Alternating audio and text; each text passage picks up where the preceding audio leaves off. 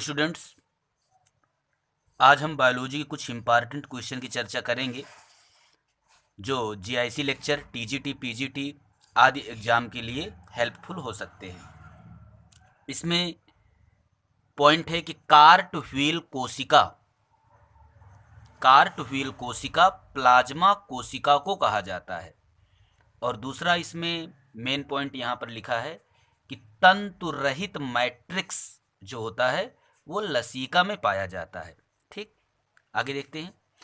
First determination of human chromosome number was made by, मतलब human chromosome का first determination number के हिसाब से किसने किया था? तो हाइंस वान विनी वार्टर ने किया था। शार्ट में हम याद रखेंगे कि विनी वार्टर ने सबसे पहले ह्यूमन क्रोमोसोम के नंबर के बारे पर बताया था। अच्छा, इन्होंने कितने नंबर बताया था? तो इन्होंने बताया था कि 48 नंबर होते हैं, मतलब ह्यूमन की सेल पर 48 क्रोमोसोम पाए जाते हैं, जो कि अब निर्धारित हो गया है कि 46 पाए जाते हैं। ठीक, human Y chromosome was discovered by, human का जो वाई क्रोमोसोम है उसको किसने डिस्कवर्ड किया? तो थियोफिलस पेंटर ने डिस्कवर किया। ऐसे याद रखेंगे कि पेंटर ने वाई क्रोमोसोम को डिस्कवर्ड किया है। The correct human chromosome number 46 was reported by, मतलब मनुष्य की प्रत्येक सेल में 46 क्रोमोसोम होते हैं, ये किसने रिपोर्ट किया था? तो पहले तो 48 होता है जिसको विनीवार्टर ने बताया था। अब 46 जो करेक्ट नंबर है ये किसने बताया था? तो जो हिन जियो एंड एल्बर्ट लेवान ने बताया था। तो लेवान याद रखें आप शार्ट में, और यहाँ से जियो शार्ट में याद रखें। तो जियो और लेवान ने बताया था कि ह्यूमन में जो करेक्ट क्रोमोसोम होते हैं वो 46 होते हैं, लेकिन विनीवार्टर ने बताया था सबसे पहले, जिन्होंने 48 क्रोमोसोम बताया था। फिर chromosome in human testis studied, human के टेस्टिस में क्रोमोसोम की स्टडी किसने किया था? तो फोर्ड एंड हैमरटन ने किया था। ठीक, the term autosome was introduced bye, autosome शब्द को किसने इंट्रोड्यूस्ड किया? पता होना चाहिए कि जो क्रोमोसोम होते हैं वो दो प्रकार में बटे होते हैं। 22 जोड़ी जो क्रोमोसोम होते हैं उन्हें आटोसोम कहते हैं, और 23वां जोड़ी जो होता है उसको हेट्रोसोम या एलोसोम या सेक्स क्रोमोसोम कहते हैं। तो जो आटोसोम है वह शब्द किसने दिया था? तो इस शब्द को मांटगो मेरी ने दिया था, 1904 में दिया था, 1904 में दिया था। नेक्स्ट है the term sex chromosome was introduced bye, मतलब सेक्स क्रोमोसोम टर्म का यूज किसने किया था? तो विल्सन ने किया था 1906 में। The term gynandromorphism was introduced by, gynandromorphism term को किसने दिया था? तो गोल्ड स्मिथ ने दिया था।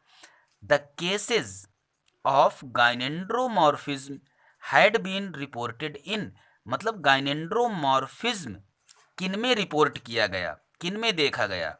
तो मैन में देखा गया, ड्रोसोफिला में देखा गया, सिल्क वार्म में, बीज में, बटरफ्लाई में और बीटल्स में, इन पर गाइनेंड्रोमॉर्फिज्म देखा गया। Haemophilia is also called bleeders disease, haemophilia को हम ब्लीडर्स डिसीज कहते हैं।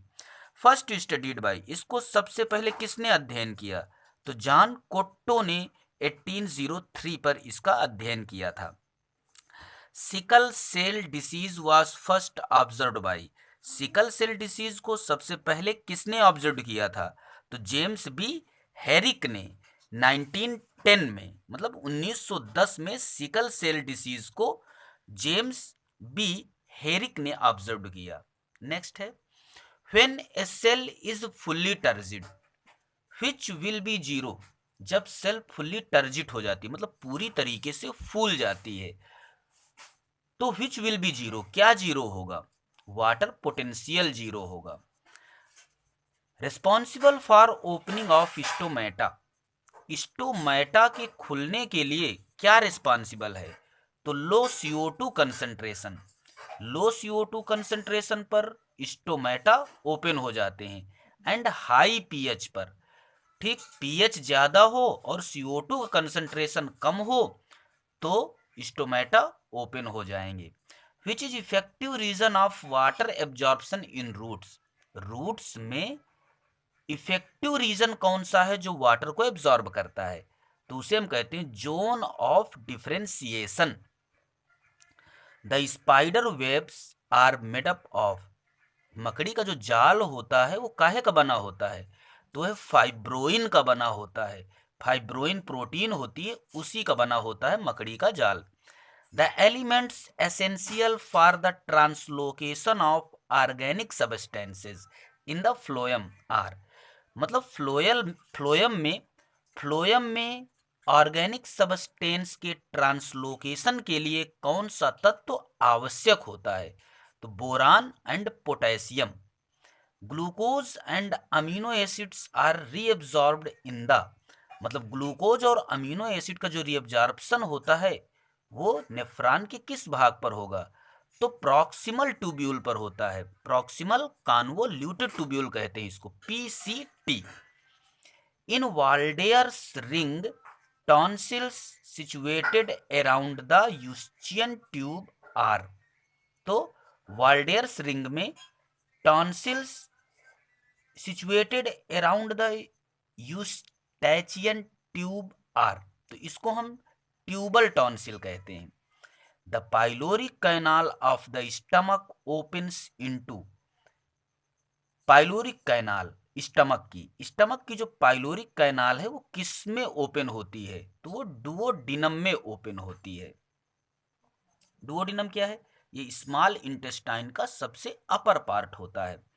Correct sequence of the flow of bile from the liver, मतलब बाइल के फ्लो का करेक्ट सीक्वेंस क्या है, फ्रॉम द लीवर, लीवर से क्या है इसका सीक्वेंस, तो लीवर के बाद ये हिपैटिक डक्ट में आता है, हिपैटिक डक्ट से फिर गाल ब्लैडर में जाता है, गाल ब्लैडर से बाइल डक्ट में जाता है और इसके बाद फिर डुओडिनम में आ जाता है।